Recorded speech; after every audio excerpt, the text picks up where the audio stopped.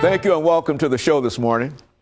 The topic this morning is drug prevention, grants, and business. And we're fortunate to have with us to talk about some of the issues that are faced by the organizations that attempt to deal with drug preventions and some of the grants that they receive and some of the business that is generally associated with trying to make sure that these grants are honored.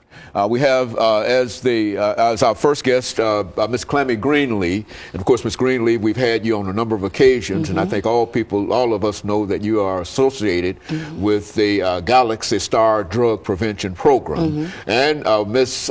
Ingrid Fletcher. Ms. Fletcher is also a member of a organization dealing with drug preventions, but I think your organization, Ms. Fletcher, is called Sisters of the Soul. Right. And we'll have the two of you to talk about both those organizations this morning. As a matter of fact, Ms. Greenlee, why not let us start off with you by having us to give you to give us some information about your background, some of the things that you've been involved in, and then, of course, Ms. Fletcher can give us some information about not only her own background, but some information about Sisters of the Soul, of the Soul, is that right? And, of course, then we'll get into other topics. Okay, well, first of all, let me thank God for allowing me to be here once again, and thank you for your support.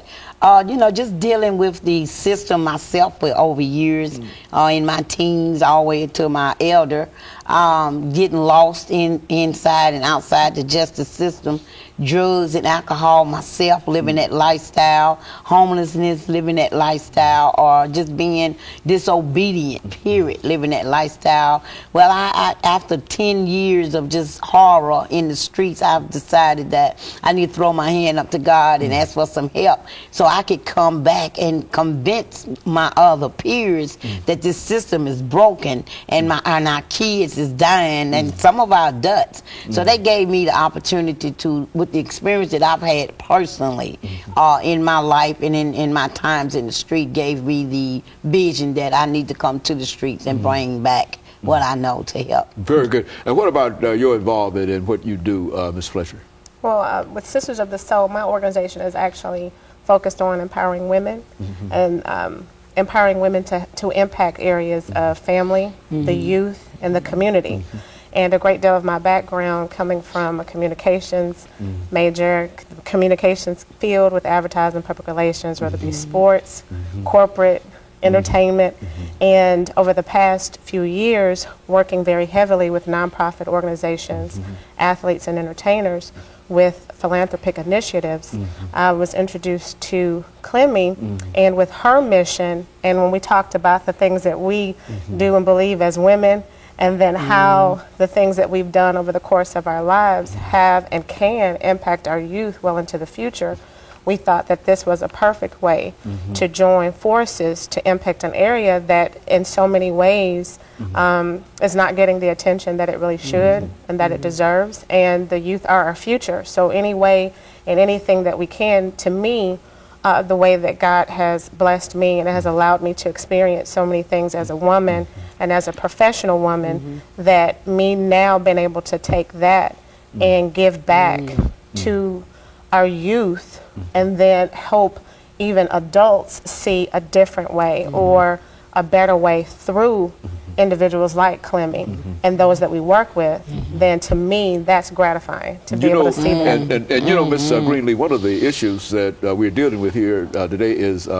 drug prevention. And I think, as you've already alluded to, that a lot of us are really not knowledgeable in terms of what we mean today when we talk about drug prevention. We might have been knowledgeable 10 or 15 years ago, but today, why don't you talk about that?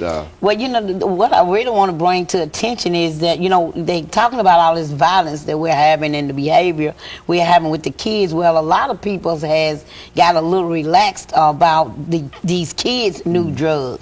And they new drug is this X pill and this strawberry candy. And I never heard those terms before. Yeah, I know, and people don't want to talk about it. The pill itself is a violent pill, and I got this information from a family member myself. So everybody know I don't never talk about nothing until I hit home and do my research.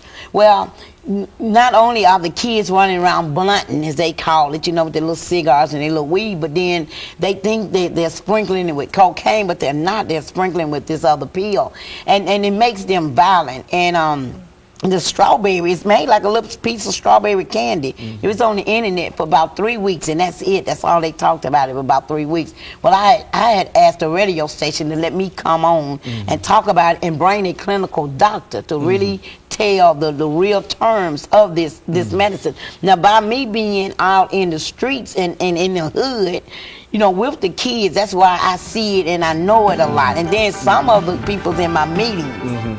And we're going to have to take a break Go here ahead. for our first commercial break. And we'll be back with our audience following this very, very short commercial break.